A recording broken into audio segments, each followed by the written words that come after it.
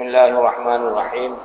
الحمد لله رب العالمين، والصلاة والسلام على رسول الله محمد وعلى آله وأصحابه أجمعين. أما بعد، وقد قال الله سبحانه وتعالى: فإذا قرأت القرآن فاستعذ بالله من الشيطان الرجيم.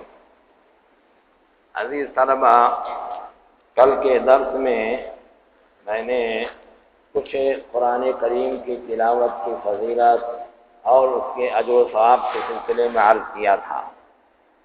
آج کے درس میں آداب تلاوت کے بارے میں چاہتا ہوں کہ کچھ باتیں آپ کے سامنے رکھیں، کیونکہ ہم سارے لوگ تقریباً اللہ کے فضل و کرم سے قرآن کریم کی تلاوت کرتے ہیں، مگر بہت سارے بچے اس کے آداب کا لحاظ نہیں رکھتے ہیں۔ تو تلاوت کے آداب بھی معلوم ہونے چاہیے تاکہ اسی طریقے سے تلاوت کریں اور اجر و ثواب سے پورے طور سے بہرہ مند ہوں۔ قرآن کریم کی تلاوت آپ جانتے ہیں کہ ایک عبادت ہے، اور عبادت کے لیے اخلاص اور سچی نیت شرط ہے۔ خالصۃً لوجہ اللہ، یعنی صرف اللہ سے اجر و ثواب کی نیت سے اور اس کی خوشی حاصل کرنے کے لیے ہمیں ہر عبادت کرنی چاہیے۔ کوئی بھی عبادت میں اگر ریاکاری داخل ہو جائے، کسی کو دکھانے کے لیے، کسی سے کچھ اور حاصل کرنے کے لیے ہو، تو ایسی صورت میں وہ عبادت نہیں رہ جاتی ہے، بلکہ وہ بالی جان بن جاتی ہے۔ اللہ تبارک و تعالیٰ نے فرمایا کہ وما امروا الا ليعبدوا الله مخلصين له الدين حنفاء، اور نہیں حکم دیے گئے یہ لوگ مگر اس کا کہ وہ اللہ کی عبادت کریں اس حال میں کہ خالص اسی کی اطاعت کرنے والے ہوں، اور تمام ادیان باطلہ سے کٹ کر اس کی عبادت کریں۔ تو خالص اللہ کے لیے ہی عبادت ہونی چاہیے۔ انما الاعمال بالنیات وانما لکل امرئ ما نوى، والی حدیث ہمارے طلبہ پڑھ چکے ہیں کہ اعمال کا دار و مدار نیتوں پر ہوتا ہے۔ اگر نیت صحیح ہے تو اعمال صحیح ہیں اور شرعی طور سے ان کا اعتبار ہوگا اور ان پر اجر و ثواب ملے گا۔ اگر نیت صحیح نہیں ہے تو ایسی صورت میں اعمال برباد ہو جائیں گے۔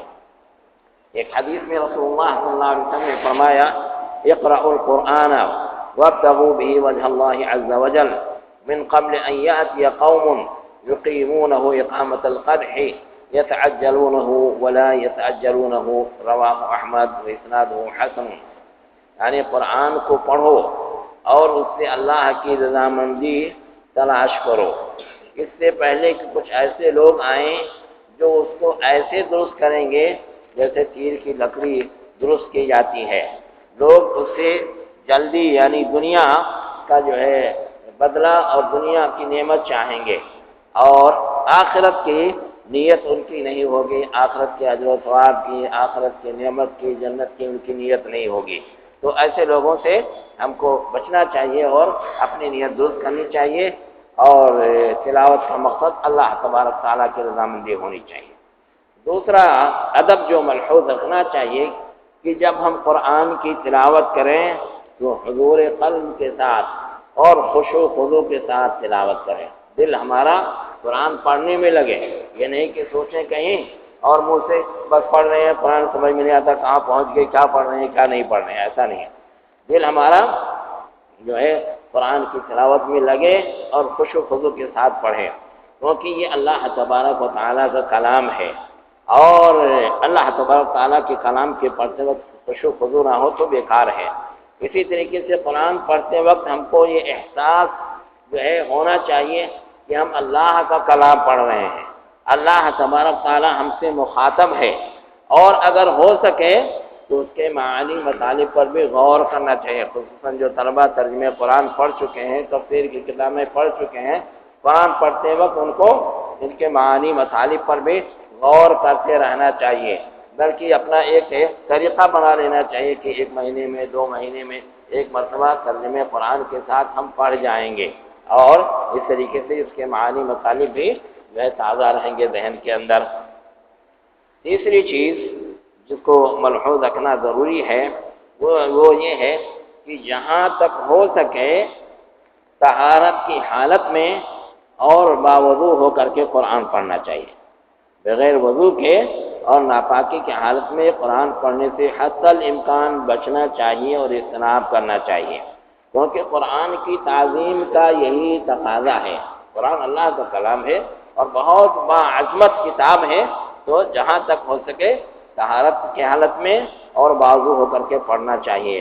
اور اگر بیمار ہوں یا کوئی اور عذر ہو، پانی نہ ملے جس کی وجہ سے تیمم نہیں کر، جس کی وجہ سے وضو نہیں کر سکے، غسل نہیں کر سکے، تو قرآن پڑھنا ہو تو کم از کم تیمم کر لینا چاہیے۔ وضو کے بدلے میں بھی تیمم ہے، آپ لوگ جانتے ہوں گے، اور غسل کے بدلے میں بھی تیمم ہے، تو کم سے کم تیمم کر لینا چاہیے تاکہ جو ہے طہارت کی حالت میں پڑھے۔ اللہ تبارک و تعالیٰ نے فرمایا لا یمسہ الا المطہرون، اس کو تو پاک اور صاف بندے ہی چھوتے ہیں۔ اسی طریقے سے قرآن کو پاک صاف جگہ پر بیٹھ کر کے پڑھنا چاہیے۔ کہاں پڑھنا چاہیے؟ جہاں پاک صاف جگہ ہو۔ بیت الخلاء میں کچھ لڑکے چلے جاتے ہیں، وہاں پڑھتے رہتے ہیں، تو بیت الخلاء میں اور گھور کے پاس اور کوئی گندی جگہ جہاں ہو وہاں جا کر کے قرآن نہیں پڑھنا چاہیے۔ قرآن پڑھنے کے لیے پاک صاف جگہ کا انتخاب کرنا چاہیے۔ اسی طریقے سے ایسی جگہ قرآن نہیں پڑھنا چاہیے جہاں لوگ بہت زیادہ شور ہنگامہ کر رہے ہیں اور کوئی توجہ سے قرآن سن ہی نہیں رہا ہے، تو ایسی جگہ قرآن نہیں پڑھنا چاہیے۔ اور قرآن پڑھنے سے پہلے اعوذ باللہ من الشیطان الرجیم ضرور کہہ لینا چاہیے، کیونکہ اللہ تبارک و تعالیٰ نے اس کا قرآن کریم میں حکم دیا ہے۔ چنانچہ اللہ تبارک و تعالیٰ نے فرمایا وَإِذَا قَرَأْتَ الْقُرْآنَ فَاسْتَعِذْ بِاللَّهِ مِنَ الشَّيْطَانِ الرَّجِيمِ، جب تم قرآن پڑھو یعنی پڑھنا چاہو تو ایسی صورت میں جو ہے شیطان رجیم سے اللہ کی پناہ طلب کر لیا کرو، اعوذ باللہ من الشیطان الرجیم کہہ لیا کرو۔ سورہ توبہ کے علاوہ کسی بھی صورت کو جب شروع سے پڑھنا ہو، ابتدا سے پڑھنا ہو، تو ایسی صورت میں بسم اللہ الرحمن الرحیم بھی پڑھ لیا کریں۔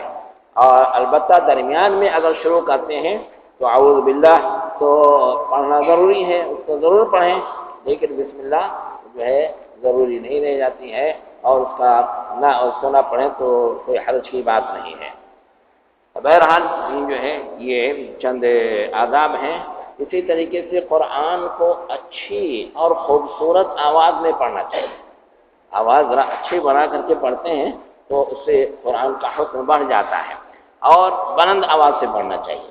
رسول اللہ صلی اللہ علیہ وسلم نے فرمایا ما اذن اللہ لشیء کما اذن لنبی حسن الصوت اذ غنى بالقرآن یجہر بہ، اللہ تعالیٰ کسی چیز کو بھی اتنی توجہ کے ساتھ نہیں سنتا ہے جتنا کسی اچھی آواز والے نبی کی آواز کو جو ترنم کے ساتھ قرآن بلند آواز سے پڑھتا ہے اس کو سنتا ہے۔ اگر آپ اچھی آواز میں ترنم کے ساتھ بلند آواز سے قرآن پڑھتے ہیں تو اللہ کو یہ قرآن بہت پسند آتا ہے اور اس کو بہت توجہ سے اللہ تعالیٰ سنتا ہے۔ ایک حدیث میں رسول اللہ صلی اللہ علیہ وسلم نے فرمایا زینوا القرآن باصواتکم، قرآن کو تم اپنی آوازوں سے مزین کرو، خوبصورت بناؤ۔ اور ایک حدیث میں فرمایا کہ حسنوا القرآن باصواتکم فإن الصوت الحسن يزيد القرآن حسنا، قرآن کو اپنی آوازوں سے خوبصورت بناؤ، اس واسطے کہ اچھی آواز سے قرآن کے حسن میں اضافہ ہو جاتا ہے۔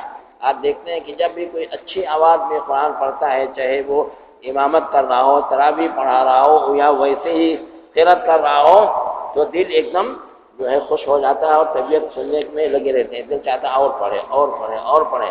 لیکن اگر کوئی جو ہے خراب آواز میں پڑھتا ہے، بے تحاشا بھاگ رہا ہے، تو ایسی صورت میں دل اکتا جاتا ہے اور سننے کو دل نہیں چاہتا ہے۔ تو بہرحال اچھی آواز میں پڑھنا چاہیے، اور قرآن کو آہستہ آہستہ پڑھنا چاہیے۔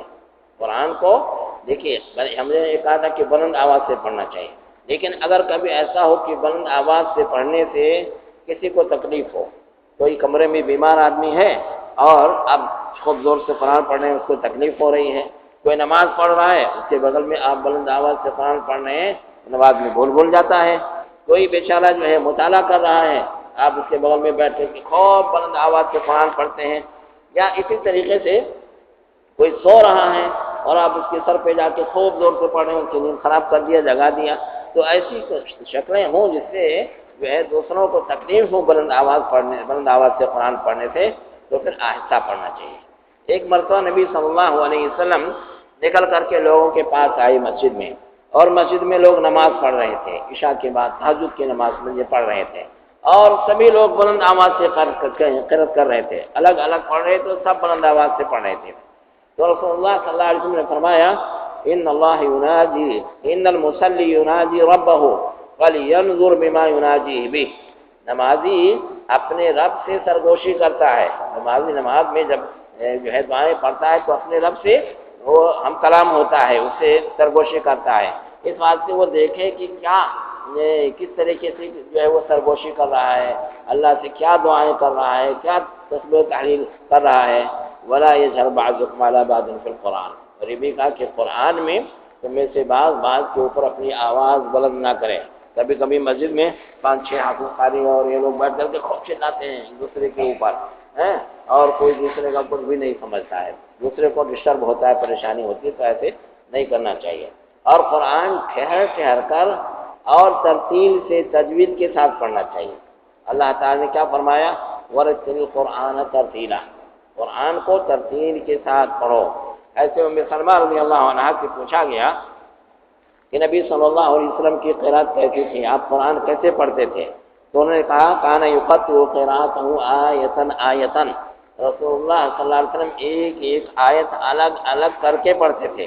آپ کہتے تھے بسم اللہ الرحمن الرحیم، پھر رک جاتے تھے، پھر کہتے تھے الحمدللہ رب العالمین، پھر رک جاتے تھے، پھر کہتے تھے الرحمن الرحیم، پھر رک جاتے تھے، پھر کہتے تھے مالک یوم الدین، اور پھر رک جاتے تھے۔ پھر اس طریقے سے ایک ایک آیت پر ٹھہر ٹھہر کر کے آپ پڑھتے تھے۔ بعض لوگ کیا ہوتا ہے، ایک تو تراویح میں دیکھتے ہوں گے اتنا تیز پڑھتے ہیں کہ عالمون تعلمون کے نون کے علاوہ کچھ سمجھ ہی میں نہیں آتا، سننے میں نہیں آتا کیا پڑھا ہے کیا نہیں پڑھا ہے، ایسے نہیں پڑھنا چاہیے۔ اور کچھ لوگ ایک ہی ساتھ میں پوری سورہ فاتحہ ختم کر دیتے ہیں اور سمجھتے ہیں کہ ہم سب سے بڑے قاری ہیں، اعوذ باللہ سے شروع کیا تو جب تک ولا ضالین نہیں کہہ دیتے جب تک رکتے ہی نہیں۔ یہ سنت کے خلاف ہے، یہ سنت کے خلاف ہے۔ ہر آیت پر ٹھہر ٹھہر کر کے پڑھنا چاہیے، کیونکہ ٹھہر ٹھہر کے نہیں پڑھتے ہیں، بہت جلدی پڑھتے ہیں تو بہت سارے حروف ساقط ہو جاتے ہیں، پڑھنے میں آتے ہی نہیں ہیں، ناقص پڑھتے ہیں آپ۔ اور جب سجدے کی آیت آئے تو ایسے صورت میں سجدے تلاوت ہے نا، اس کا اہتمام کرنا چاہیے۔ یہ نہ ہو کہ بس پڑھتے چلے جا رہے ہیں، پڑھے چلے جا رہے ہیں، سجدے کی آیت آ گئی سجدہ نہیں کیا اور چلے گئے۔ سجدے تلاوت بھی بہت سارے علماء کرام کے نزدیک واجب ہے اور جان بوجھ کر کے ترک نہیں کرنا چاہیے۔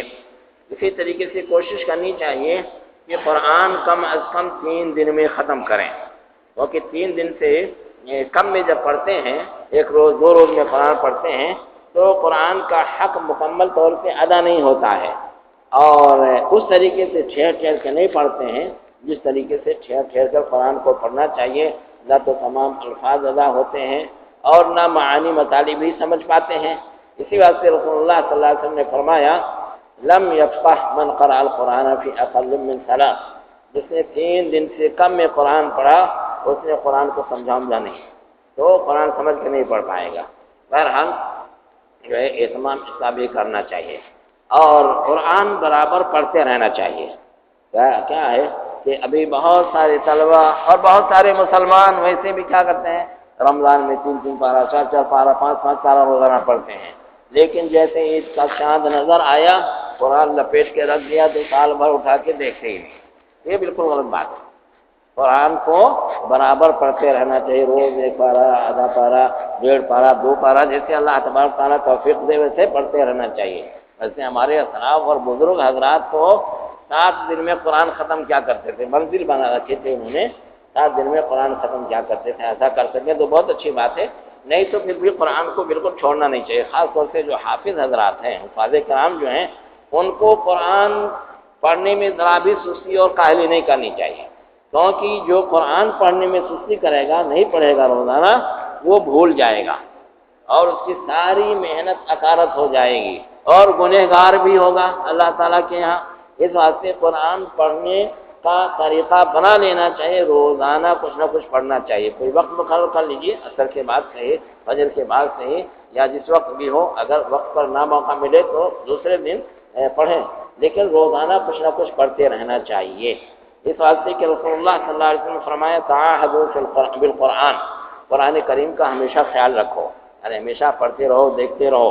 هو الذی نفسی بیدہ لہو اشد تفسیا من الابل فی عقلها، اس واسطے کہ اس ذات کی قسم جس کے ہاتھ میں میری جان ہے، اونٹ سے زیادہ، اونٹ کو باندھ کر کے اگر باہر چھوڑ دیں تو اس سے زیادہ قرآن ذہن سے نکل کے بھاگ جانے والا ہے۔ اونٹ باندھ کر کے آتے ہیں، اگر دیکھتے نہ رہیں اور دن بھر چھوڑ دیں تو ہو سکتا ہے رسی توڑا کر کے بھاگ جائیں، اور بعد میں جائیں تلاش کریں تو ملے نہیں کہاں گیا۔ ایسے قرآن کو یاد کر کے پڑھ کر کے چھوڑ دیا اور سال بھر دیکھا ہی نہیں کہ یاد ہے کہ نہیں ہے، 10 روز ہو گئے، 15 روز ہو گئے تو قرآن بھول جائے گا، ذہن سے بالکل نکل جائے گا، پھر بعد میں بہت پریشان ہوں گے اور گنہگار ہوں گے، وہ الگ ہوگا۔ اس بات سے قرآن کریم کو برابر پڑھتے رہنا چاہیے۔ اللہ تبارک و تعالی ہم سب کو تلاوت قرآن پاک کے آداب کے ساتھ قرآن پڑھنے کی اور برابر پڑھنے کی توفیق عطا فرمائے، آمین۔ باقی دعوانا الحمدللہ رب العالمین، وصلی اللہ وسلم علی عبدہ ورسولہ محمد وعلی آلہ واصحابہ اجمعین۔